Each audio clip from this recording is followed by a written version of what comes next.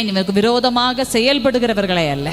ஆமென், தகர்க்க பார்க்கிற சவுல் ராஜாவே அல்ல, சவுலுடைய சேனையே அல்ல. கண் திறந்திருந்தாலும் கண் மூடினாலும் ஆமென், தாவீதுக்கு முன்பதாக ஒரே தரிசனம், அது கர்த்தர். இந்த ஒரு ஆவிக்குரிய மண்டலம் யார் மீதெல்லாமோ திறக்கப்பட போகிறது. கிரைஸ்ட் ஜெனரேஷன், உங்களுடைய பிரச்சனைகளை நீங்க பெருசாக பார்க்கிறவர்கள் அல்ல.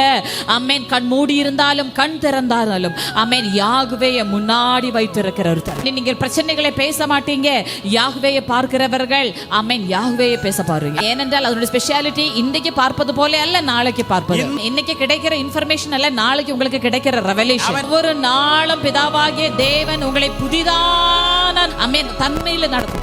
இன்றைக்கு நீங்க பெற்றுக்கொள்கிற யாகுவேனுடைய ஜீவனா இராத நாளைக்கு நீங்க பெற்றுக்கொண்டிருப்பது. அப்படி என்று சொன்னால் ஒவ்வொரு நாளும் நீங்க பெற்றுக்கொள்கிற வார்த்தை, ஒவ்வொரு நாளும் நீங்க பெற்றுக்கொள்கிற ரெவலேஷன், அது ஒவ்வொரு நாளும் உங்களை புதுக்கத்துக்கு நேராக நடத்துகிறதா இருக்கும். ஹalleluya.